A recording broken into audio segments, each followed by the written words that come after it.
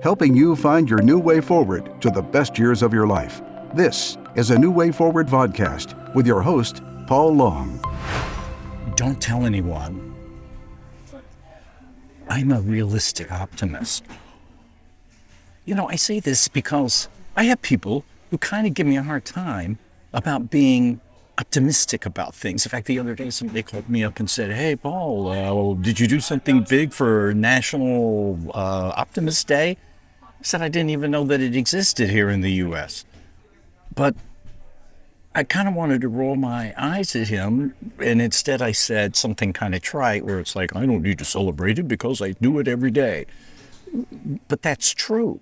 What I wanted to throw right back into his face is that, okay, go ahead and be a pessimist and A, be miserable, B, undermine your brain health and your physical health and your mental and emotional health. And oh, by the way, you're missing out on a really good success factor to achieve and overcome things. That's right, by being optimistic. And that's the point of this video. I've got 25 reasons over here.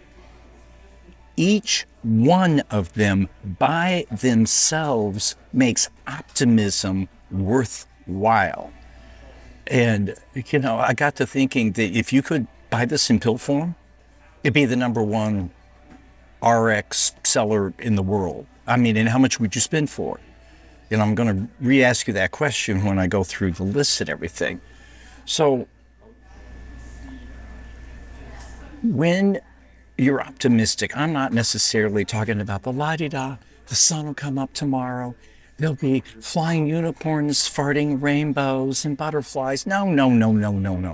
And that's also why I'm saying being realistically optimistic. In the first place, for me, it's a choice of attitude. Am I going to sit there and focus on everything that could go wrong or how things might turn out in a negative way? No. Do I make myself fully aware of the fact that those things can happen, that things can crop up, including the unexpected? Absolutely. I used to be a producer. I used to have plan B, C, D, E, and F, and G sometimes in case something went wrong. But I'm optimistic that A, I'm going to, in that example, a video project that's going to turn out great. I'm fully aware that there are going to be these things that I've got to overcome, that are challenges that I'm already aware of. Well, what am I going to do? I'm going to optimistically address them, expecting that I'm going to have a positive outcome. And when it comes to the unexpected, or if what I figured didn't work out, I am optimistic and confident, therefore, that I will figure it out. Duh-huh. Whereas the pessimist focuses on so much of why it's not going to happen and what it could go wrong, that besides being miserable, and we won't even go there, they lack that confidence. They don't get their motivation and intention driven to make it a success and to overcome some of those issues. Now, you can say that realistic optimism is kind of like, if you've ever heard the expression, hope for the best and expect the worst. Yeah. And it's like focusing on the best, and it's focusing on the fact that you're going to overcome some of the worst. I know that this has been really, really, really important in me finding and pursuing my new way forward in life. A major life change and transformation. So in the first place, to be optimistic and to fuel optimism, I focused on my why. Why am I doing this? Why do I want this? Why do I want these things? Why don't I want what I already have? That got me excited and that got me motivated. And I know, now as a realistic optimist, I knew, and I still know, that there are going to be these challenges, these things I have to overcome or figure out. And there's going to be the unexpected. And, a big thing too is it's just things not working. I want to get from A to Z, but letter G didn't quite work out right. Sometimes that makes us pessimistic and throws us off. And I'm like, okay, G didn't work out, so I'll turn it into an H, whatever. Bad analogy, but you take my point. If I hadn't have been a realistic optimist, I probably never would have even tried, let alone persevered and succeeded, and I would have suffered and suffered also the negative mental physical and neurological damage from it. So being an optimist is key to a transformation. It is key to being successful, and it's key to living a good life, but it's being a realistic one. Now I got a quote here from a woman named Kimberly Hershenson, who's a licensed master social worker. And this is out of an article that I read called How to Train Your Brain to Be More Optimistic. And she said, and this is really good, positive thinking doesn't mean that you ignore life's stressors. You approach hardship in a more productive way. Continuing, she says, constructing an optimistic vision of life allows one to have a full interpersonal world in spite of unfortunate circumstances. It reduces feelings of sadness and depression and anxiety, increases your lifespan, fosters stronger relationships and others, and provides a coping skill during times of hardship. Being optimistic allows you to handle stressful situations better, which reduces the harmful health effects on your body. Sign me up. Here's the other thing that I've realized and I've learned and I've experienced, that you don't have to be a happy person to be an optimist. In fact, I argue that being a realistic optimist makes you a happy person. What a concept once again. Okay, so you will be even happier and more optimistic about being a realistic optimist when you hear my list of 25 benefits from being an optimist. So let's start out grouping them into 3 different groups in terms of general benefits. Number 1, you feel better about the future. Think about how much time we fear, dread, sweat the future. Well, you're going to be more optimistic about it. You're going to take away that stress and anxiety and open yourself up to more possibilities. You feel good about yourself and what you're doing because you're looking at the bright side of it. You're not being pessimistic about yourself. You are more grateful for what you have and your life. You're going to be more grateful. And as I've written and talked about before, and as I've experienced for years and years and years, a major thing that positive that's happened in my life is that I learned that when you are being grateful, you cannot be unhappy. When you start noticing the things that you have to be grateful for, such as, I'm grateful to be here. It's cold outside and I'm warm. I got a great cappuccino. Little things like that, all the way to, I woke up this morning. I've got a family that loves me, whatever. That makes you happier. And that also helps fuel optimism as optimism fuels it. Okay. Things work out for the best or better because you expect them to. So in my work, what I've noticed is that when I am, because I've worked with a lot of pessimists, oh, Paul, this could go wrong, oh, I don't even think we should try because this could go wrong. Oh my God, I'm going to really dread, whatever, the pessimist point of view. And I've always been, in the first place, well, you're right, it might, but I'm really optimistic. We're going to figure it out. And I'm focusing on the why we're doing this and why we're doing it the way that we're doing it. And I believe in it. And I believe we're going to overcome it. That's being optimistic and confident, right? Okay. You have more confidence and a better mindset to overcome problems. If you're being negative about outcomes, that is the antithesis of being confident for yourself and laying the groundwork for a good outcome. You put challenges into a constructive context. So instead of being like, oh, woe is me, and oh, there it is, oh, I told you. It's like, let's fix the problem. Real quick story, I just wrote about this, in fact, in another story, that, when I was doing business theater, these arena-size things for car makers and stuff like that, revealing cars, pyro, lights, audio, so many things that could go wrong.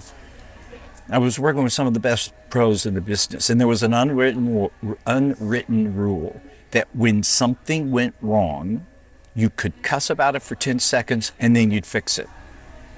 Period. And something would always go wrong. So there's a lot of confidence there that we'll fix it, we'll figure it out, but that's also an optimistic attitude. Oops, we interrupt this video because I skipped number 7 when I was enjoying my cappuccino.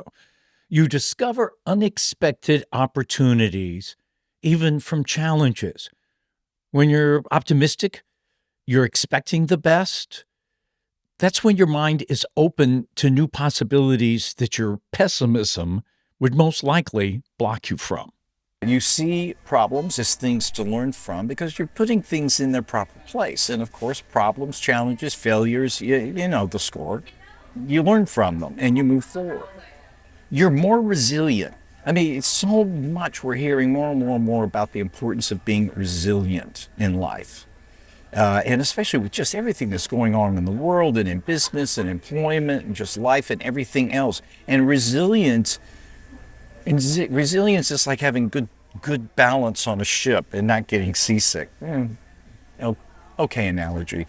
But you take my point. Being resilient means I'm going to overcome, I'm going to recover, and ideally I'm not even going to get into trouble in the first place. People are going to like and respect you more. Who wants to be around Debbie or Donnie Downer, right?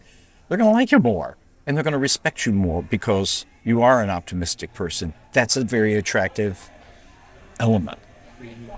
If you're a leader, you are more respected and successful because there are a lot of so-called leaders, and they're only leaders by virtue of their position, who are pessimists or always focusing on the downside rather than giving you an realistically optimistic vision of the future and how we're going to get there. Okay, now here are benefits for the brain for being optimistic. Optimism reduces stress and the physiological impacts of stress. Optimism can trigger dopamine, the pleasure brain chemical, and trigger motivation and learning. Optimism improves your overall brain cognition. I mean, all of these things, in and of themselves, make it worthwhile. Optimism helps create a sense of well-being, especially during difficult times. You're not going down into that dark hole. You're going through it, but you're realistically optimistic that you're going to get through it and there's going to be a good or best outcome. Optimism improves problem solving. It increases creativity. It can make anxiety less likely or actually reduce anxiety. Of course, you're not focusing on the negative so much.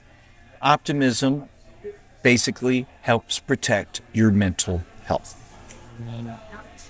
Number 20 is optimism can help you adapt to problems and challenges, plus find a solution. And here are some overall healthy benefits of optimism. Optimism contributes to a longer lifespan. Yeah, you add all this stuff up. You add the better brain chemistry, the better physiological impacts or lack of physiological impacts. And study after study, it shows that the people who live, it's not just living longer, it's not just increased lifespan, it's increased health span.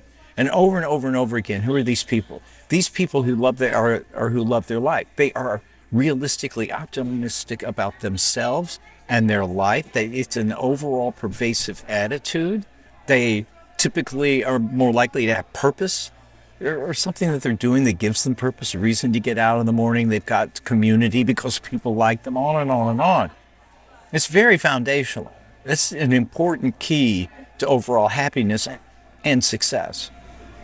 More importantly, as I mentioned, but this is point number 22, optimism contributes to an increased health span. Optimism increases your resistance to illness. Get a load of that. It increases your resistance to getting sick. Optimism reduces risk of death. Get a load of this. Optimism reduces risk of death from cancer, respiratory illness, heart disease, stroke, and infections. Write me a script, will you? Okay, and here's number 25 and my number 1. It's just a better way to live in so many different respects. and thousands of little ones. It's just a better attitude and approach and way to view life. I mean, you don't gain anything by being pessimistic. Now, that's where the word realistic and my realistic optimism comes in. Everything that people are pessimistic about, I am fully aware that those exist, that those need to be addressed, they may need to be overcome. Yeah, they may totally sink us. But I've weighed the risks and have the belief that we'll overcome it, and that my realistic optimism is going to be a foundational success factor in us succeeding. So here are 9 ways, and there are probably 1,000 ways, but I'm going to give you 9 ways to shift into a more realistically optimistic person. All right, so number 1, make an intention.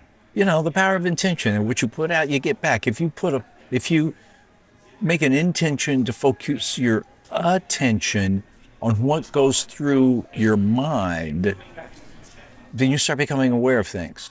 And you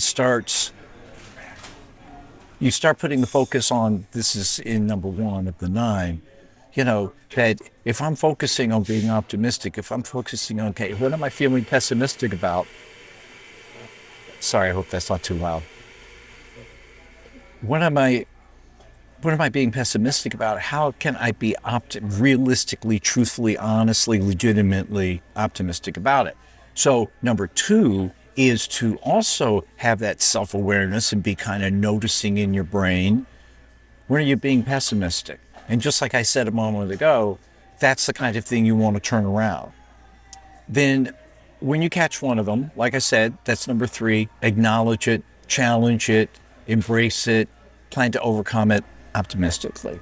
Number 4, basically and intentionally replace it with that positive thought. Number 5, accept the realities of whatever you're trying to do, and accept that some things won't work out the way that you expect them. So many people fail in the first place right on the verge of success because things aren't going their way. Things aren't, and a really big thing is that it's not that they're not getting there. It's not that they're failing. It's that the way they thought that it would happen isn't happening. Well, that's going to happen.